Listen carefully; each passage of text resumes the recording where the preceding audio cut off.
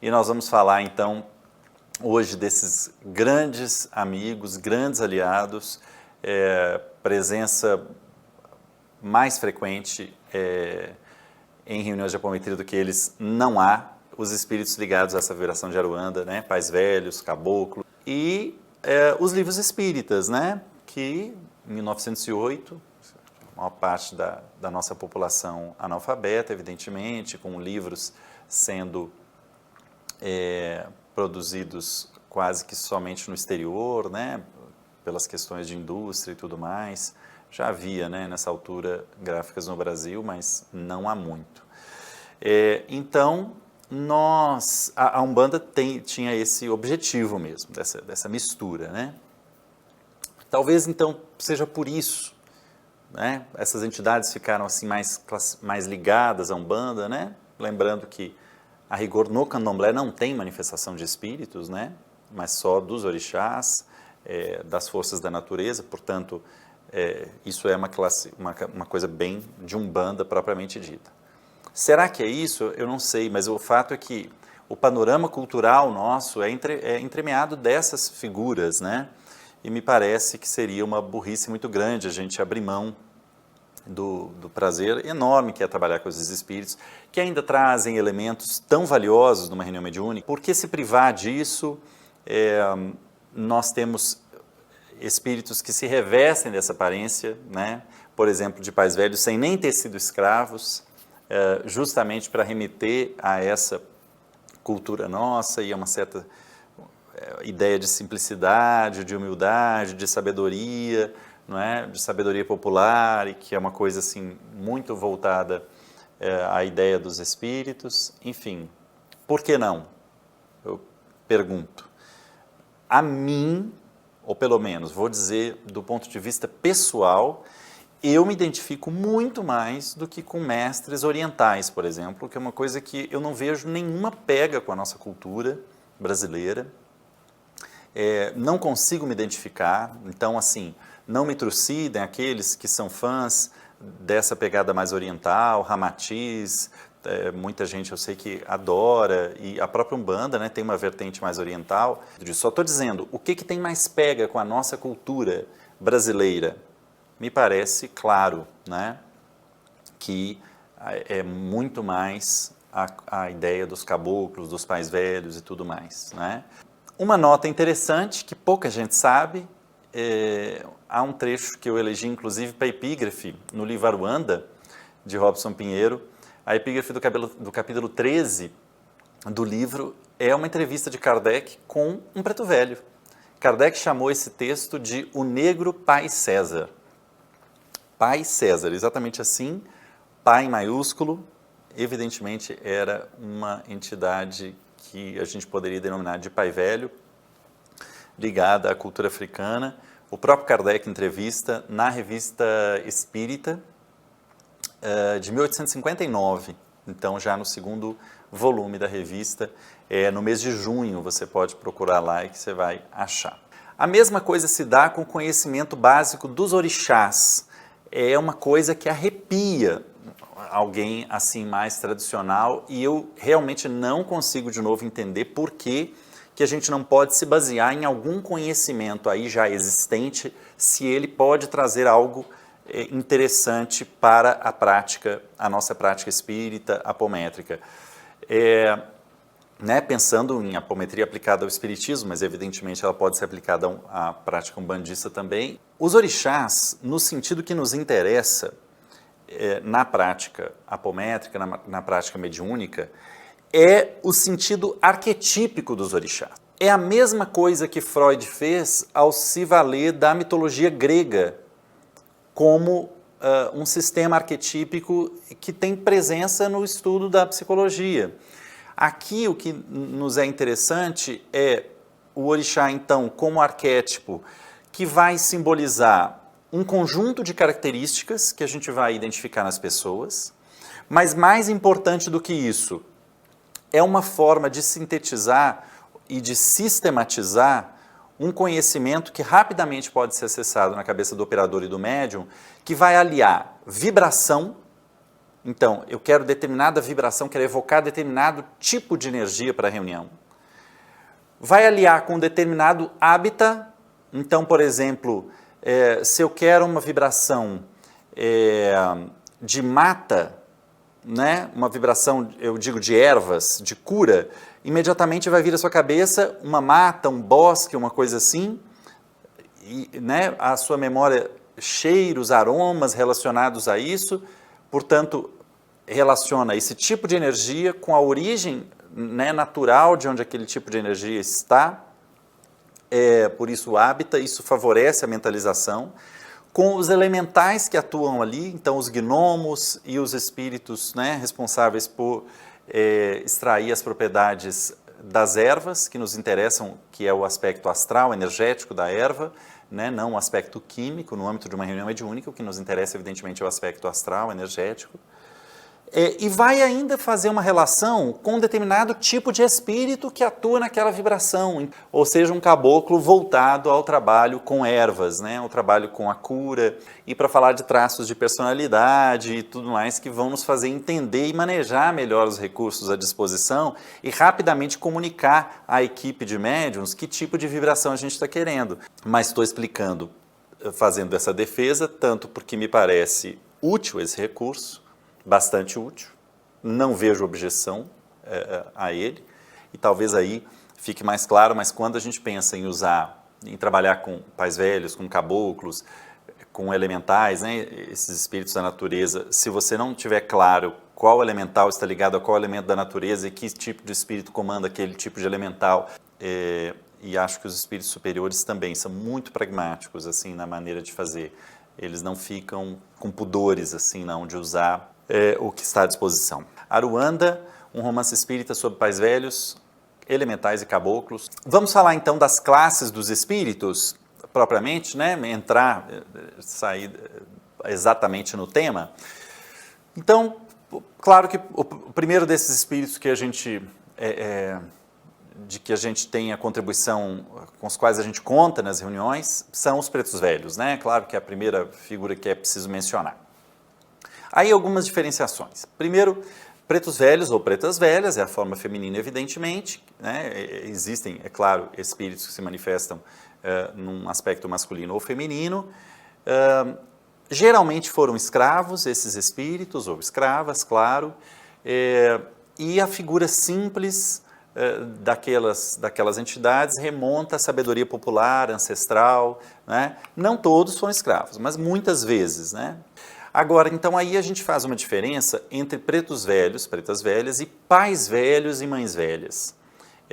Claro que muitas vezes a gente usa esses nomes de forma indistinta, mas, estudando o tema, é importante consagrar aos pais velhos e mães velhas esse título ou esse nome àqueles pretos velhos que são dotados de mais experiência e conhecimento e especialização. Então, os pais velhos e mães velhas seriam, assim, se a gente pode dizer, os pretos velhos e mães velhas sênior, né? Aqueles que são, assim, mais graduados, mais experientes, né? Que são líderes de vários outros pretos velhos, que são referência. Então, esses são espíritos, evidentemente, menos comuns, né? Muitos jamais foram escravos, inclusive, né? Então, porque aí a gente tem também iniciados de todas as épocas que recuperam esse conhecimento ancestral na forma brasileira. Eu me refiro, claro, especialmente ao nosso contexto brasileiro, embora haja alunos aí pelo mundo, colônia brasileira em sua maioria, vão entender bem o que eu estou dizendo, e vão, esses espíritos vão, portanto, assumir essa feição que diz muito para o nosso psiquismo, para o nosso imaginário popular, né? Que faz sentido assim no inconsciente coletivo, digamos, no qual nos movimentamos. Então, pais velhos, todo pai velho e mãe velha é um preto velho ou uma preta velha, mas nem todo preto velho, preta velha é pai velho ou mãe velha, compreende? Pais velhos e mães velhas, como o próprio nome sugere, é uma figura de autoridade concedida, é claro, pela experiência. Há, inclusive, uma referência que eu devo fazer sobre uma diferença uma curiosidade muito interessante que os espíritos trouxeram, o próprio Angelo Inácio trouxe, na verdade, entre essas nomenclaturas que são meio que sobrenomes de espíritos que, na verdade, revelam especialidades deles, de Aruanda, de Angola, da Guiné, do Congo, de Cabinda, né? É muito comum a gente ver o uso desses nomes, né? Pai João de Aruanda, Pai João de Angola, Pai João da Guiné. Assim ocorre com vários nomes, né? Pai Joaquim de Angola, Pai Joaquim de Aruanda. Por que desses nomes? O que eles representam, né? Mas então nesse livro novo de Angelo Inácio, que é Os Viajores, há um capítulo lá chamado Terra Estrangeira, que é o capítulo 8, e aí o Espírito Pai João dá uma série de explicações dizendo das especialidades, das diferenciações entre os espíritos e por que deles usarem esses nomes, essa espécie de sobrenomes que os identificam em falanges. Muito interessante de ver esse conhecimento. Mas aí eu começaria a conversar com você sobre os caboclos, né? Que é um universo à parte, assim. Pouca gente se dá conta das diversas especialidades, como vocês viram que com relação aos pais velhos, eu preferi só fazer uma referência ao livro Os Viajores para falar das falanges, não é? Porque eles têm uma característica mais ou menos comum. Bom, eu deixei de lado determinadas características muito importantes, como os pais velhos são exímios manipuladores de ectoplasma, né? São peritos em extrair recursos dos médiuns ali pelos chakras inferiores, né, assim chamados, né, gástrico, esplênico, básico, e porque é dali que muita coisa é usinada, como assim se diz, né, em matéria de ectoplasma, e eles sabem manipular isso grandemente, né, são iniciados de outras épocas. O Espírito Pai João de Aruanda mesmo, no livro Legião, há um momento que ele enfrenta um mago negro e ele se transveste, né, se reveste da forma de iniciado de um mago branco que ele foi em encarnações remotas. Então, acho que os pais velhos a gente até pode deixar as especialidades como um acréscimo de conhecimento, mas no caso dos caboclos há uma diferença tão grande entre as especialidades que não é possível deixar de falar sobre cada uma delas. Então, de um modo geral, os caboclos, as pessoas tendem, quando se fala caboclo, pensar sempre em índio, né? Não é verdade, não necessariamente. Caboclo é um tipo, né? É um tipo de vibração, ou vários, como nós vamos ver como as especialidades, e nem todos foram índios. Há outros universos assim culturais, se a gente pode dizer, há outras culturas a que a figura do caboclo remonta, como a gente poderá ver. Então, é um engano associar necessariamente a figura do caboclo com a figura do indígena. Há também que fazer uma distinção importante entre caboclo-chefe e o caboclo comum menos experiente. Então, mais ou menos aquela distinção entre preto velho, preta velha e pai velho, mãe velha, cabe aqui quando a gente pensa num caboclo comandante, num caboclo mais experiente, líder que costuma ter várias encarnações como líder, guerreiro, não é? Ou mesmo cacique de tribos, se tem um passado indígena, ou enfim, uma posição de autoridade, de comando que foi aperfeiçoada ao longo de encarnações. Esses são os caboclos-chefe. E aí, falando das especialidades propriamente dita, começando com os caboclos índios, os caboclos índios geralmente são os caças, eles são assim conhecidos como os caças, né? Caça como substantivo masculino, né? Os caças, ou seja, quem caça, né? Querendo dizer, mas não como... É uma espécie de caçador, mas o nome, enfim, que se costuma usar é caças, né? Em nossa casa trabalham tupis guaranis, caiçaras, então pensando nos índios brasileiros, tupinambás também, astecas, essencialmente advindos dessas tribos, então vejam, bem ligados a um passado mesmo indígena, mas não necessariamente, né, só essas, mas fato é que os caboclos índios têm esse traço assim guerreiro, né? Nós vemos a ação desses espíritos que são muito temidos no plano astral, porque eles saem mesmo com suas flechas e tal, e cavalgando, ou às vezes mesmo a pé, em grandes contingentes assim, e eles são muito agressivos assim, e capturam espíritos das sombras marginais. É muito bonito de ver o trabalho desses espíritos. Nós temos, inclusive, cinturões de proteção assim, eles compõem o cinturão mais externo, se reportam ao chefe caboclo Tupinambá, no caso do nosso trabalho, mas eu evidentemente vou usar o nosso trabalho como uma referência, não, ou melhor, não só não uma referência, um exemplo, mas vou ilustrar o que eu estou querendo trazer usando o nosso trabalho, porque evidentemente é o que eu conheço bem.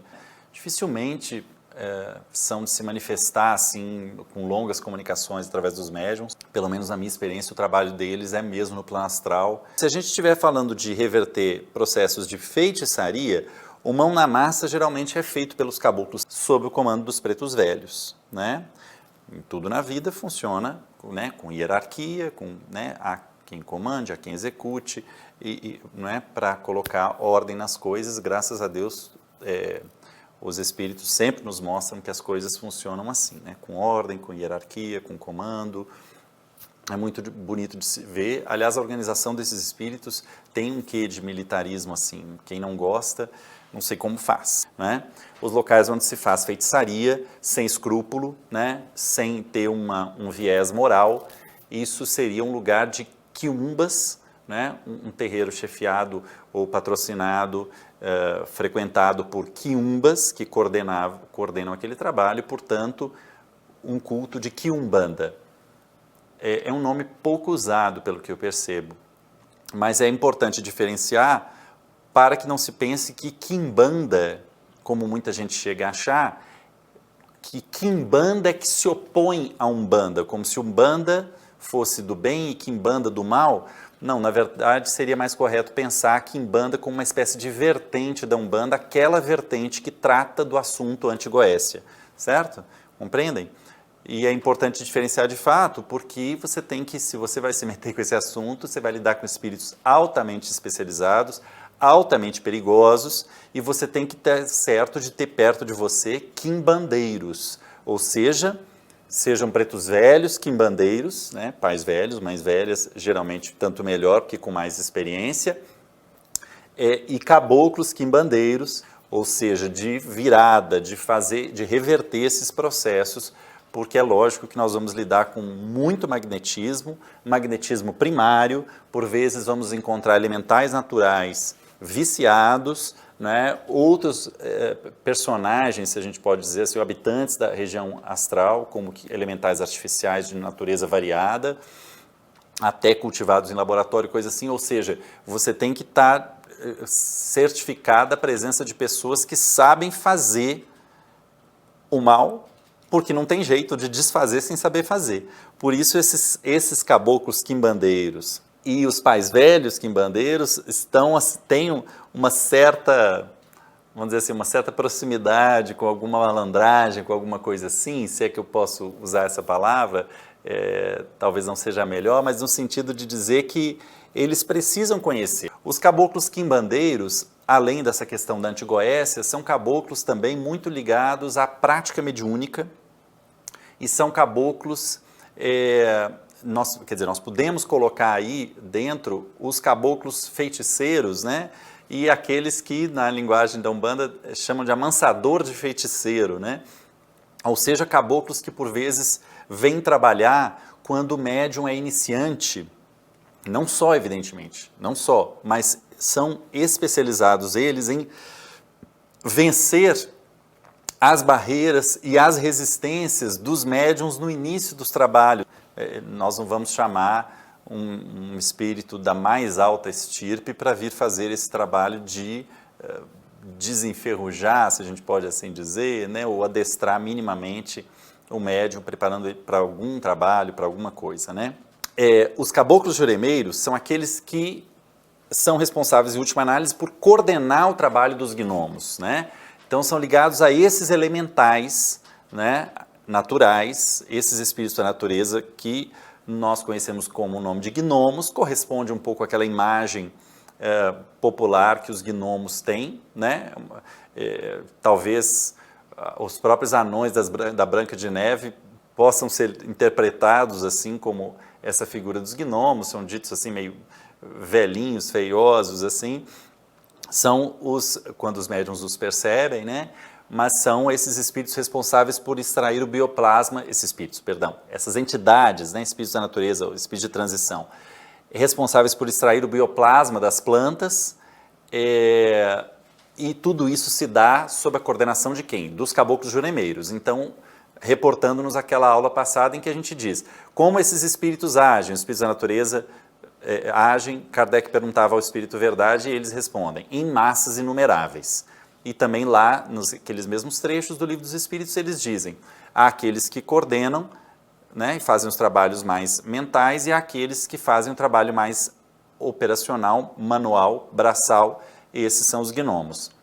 Então, evidentemente, quem conhece, tem autoridade prioritariamente sobre os gnomos e sabe dessa extração do bioplasma das plantas, de conservar, trazer esses recursos tão ricos, da diversidade enorme da nossa flora para as reuniões, são os juremeiros. Quando a gente precisa, então, evidentemente, são espíritos muito ligados à cura, mas não só, porque a gente pode usar também as ervas aí para uma série de coisas, até mesmo drenar recursos, né, densos e tal, ligado também à saúde, mas numa antigoécia, né, a arruda e essas ervas vêm a calhar muitas vezes. Por hora a gente fica por aqui, e outros espíritos mais que eu quero mencionar, né, classes assim, ou categorias, ou tipos de espíritos, o termo que você se sentir, com o qual você se sentir mais à vontade. Queria começar com uma certa introdução perguntando assim, por que não? Realmente eu sempre me espantei com uma resistência no meio espírita à atuação dessas entidades. Tendo eu a atribuir, tentando fazer o melhor juízo dos meus companheiros assim, né, de fé, que o desejo sempre foi não se confundir com a Umbanda. Até porque a Umbanda no Brasil, por vezes, usou o nome espírita, né? Assim, por exemplo, Templo Espírita Caboclo Pena Branca, umas coisas assim, né? Mesmo sendo o caso de Umbanda, usando a palavra espírita, não só porque a Umbanda, na verdade, foi fundada mesmo com o uso dos livros, o Livro dos Médiuns, o Evangelho segundo o Espiritismo, o Livro dos Espíritos, lá pelo Caboclo das Sete Encruzilhadas, em 1908, em Niterói, né, ele indicou, a ideia da Umbanda é a união das bandas mesmo, é uma coisa de se valer de todo o panorama cultural e religioso do Brasil, então trazendo a herança católica, né, que veio com o português, a prática do candomblé, as suas N variantes, que tem raízes aí, tanto no africano que foi trazido para o Brasil, quanto no indígena que aqui estava, em alguma coisa, de um culto assim, né, o chamado candomblé de caboclo, ele não é uma coisa igual o culto africano propriamente, então houve aí uma mistura,